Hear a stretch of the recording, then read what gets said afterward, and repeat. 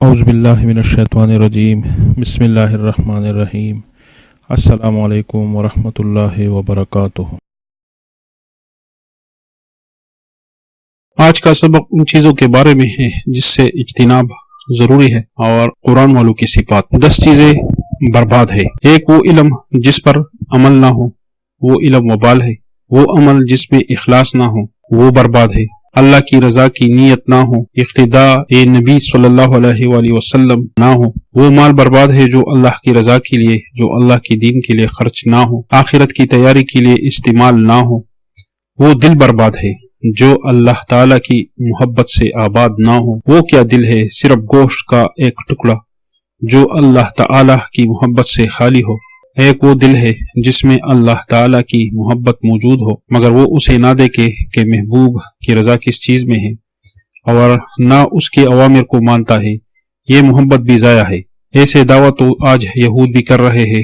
برباد ہے ایسا بدن جس میں اللہ تعالی کی اطاعت نہ ہو۔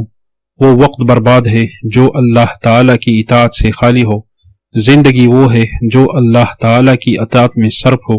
اصلی عمر وہ ہے جو اللہ تعالی کی اطاعت میں ہو۔ باقی ضائع ہے۔ وہ فکر ضائع ہے جو بے پیدا کاموں میں صرف ہو، یا اللہ کی عظمت میں، اعمال کے بارے میں، اللہ کی تقرب کے بارے میں فکر ہو، وہ ضائع نہیں ہے۔ غلط راہ پر سوچ لگ جائے تو اسے واپس کر کے صحیح جگہ لگانا چاہیے، اور اس کی خدمت برباد ہے جس کی خدمت تمہیں اللہ تعالیٰ کے قریب نہ کرے۔ ماں باپ، صالحین کی خدمت سے، بیماروں، مسافروں کی خدمت، مصیبت زدہ افراد کی خدمت، اس پر اجر ملے گا۔ سب کچھ اللہ تعالیٰ کی ہاتھ میں ہے، اس سے خوف و امید جائز ہے۔ حدیث کا مفہوم ہے، 2 نعمتیں ایسی ہے جس میں انسان غبر میں مبتلا ہے، یعنی اس میں تاوان کیا، قیمتی چیز چلا گیا معمولی چیز کی بدلے۔ ایک صحت ہے، ایک فراغت۔ صحت اور فراغ میں آدمی کام کر سکتا ہے۔ اب قرآن والوں کی جو صفات ہے یا مومنین کی جو صفات ہے اس کے بارے میں ذکر کرتے ہیں۔ قرآن پاک پڑھنے والے کی ایک چیز جو اہم ہے وہ ہے حسن اخلاق۔ قرآن پڑھنے کے ساتھ بدخوئی مزہ نہیں کرتی، صحیح عقیدے اور قرآن پاک کے پڑھنے کے ساتھ بد اخلاقی جچتی نہیں۔ کامل مومن وہ ہے جس کی اخلاق اچھے ہو اور جو اپنے اہل کے ساتھ نرمی کرنے والا ہو۔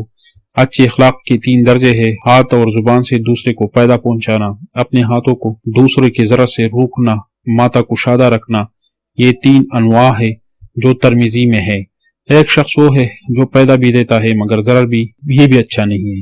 ایک ایسا ہے جو ضرر بھی نہیں دیتا اور فائدہ بھی نہیں دیتا، یہ بھی اچھا نہیں ہے۔ ایک آدمی وہ ہے جو فائدہ بھی دیتا ہے اور ضرر بھی نہیں دیتا مگر ماتھے پر بل ہے دوسروں کے لیے۔ یہ تینوں فارمیٹ اچھے اخلاق سے تعلق نہیں رکھتے، اس میں نقصان ہے۔ عبداللہ بن مسعود رضی اللہ تعالیٰ عنہ نے حاملین قرآن کی صفات بیان کیے ہیں۔ قرآن پڑھنے کے لیے ضروری ہے وہ پہچانا جائے کہ رات کو تہجد پڑھنے والا ہو اور دن میں روزے دار کے نام سے مشہور ہو۔ ایک صحابی رضی اللہ تعالیٰ عنہ کو آپ صلی اللہ علیہ وسلم نے فرمایا تھا کہ مہینے میں 1 روزہ رکھے مگر بعد میں 1 دن روزہ اور 1 دن بغیر روزے کے رہتا ہو، اور جب لوگ اپواس کر رہے ہو یہ خاموش رہے، اور جب لوگوں میں تکبر ہو تو اس میں عاجزی ہو۔ قرآن والوں کے لیے جائز نہیں کہ وہ لوگوں سے جدا ہو، اور یہ جائز نہیں کہ غافل رہے، نہ ذکر ہو نہ تلاوت۔ قرآن والے نے اللہ کا جھنڈا پکڑا ہے، قرآن کی تعظیم کی وجہ سے فضول ابس کاموں سے دور رہے اور ایسے لوگوں سے بھی دور رہے، لوگوں کا محتاج نہ ہو۔ اکرام واجب ہے اس قرآن والے کی جس میں جفا نہ ہو اور غلو نہ ہو، ایسے قرآن والے کی اکرام واجب ہے۔ حدیث میں ہے کہ اللہ تعالیٰ کی تعظیم میں ایک بات یہ بھی ہے، سفید بالوں والے یعنی بزرگ بڑی عمر والے کا اکرام، یہ ایسا ہے کہ اللہ کا اکرام کیا جا رہا ہے۔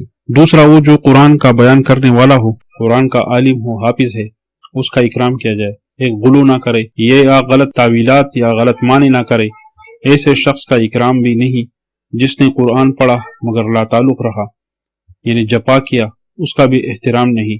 حدیث میں ہے لوگوں میں سے بعض اللہ تعالیٰ کے اہل ہے، یعنی خاندان کی طرح۔ پوچھا گیا کون ہے یہ اہل؟ فرمایا کہ قرآن بیان کرنے والے اور پڑھنے والے، یہ خاص بندوں میں شمار ہے۔ قرآن پڑھنے اور سمجھنے سے اللہ تعالیٰ کا اہل بنتا ہے انسان، اس کی دنیا اور آخرت کامیاب ہو جاتے ہیں۔ آج کی سبق اس دعا پر ختم کرتے ہیں۔ رب کریم ہماری نگاہوں کو پاک فرما، ہمارے دلوں کو صاف فرما، ہمارے سینوں کو محبت سے لبریز فرما، اپنی محبت کی آتش ہمارے سینوں میں پیدا فرما، ہمارے انگ انگ سے اپنا ذکر جاری فرما، ہمارے روئے روئے سے اپنے ذکر کو جاری فرما، ہماری بوٹی بوٹی میں اپنی محبت پیدا فرما۔ السلام علیکم ورحمۃ اللہ وبرکاتہ۔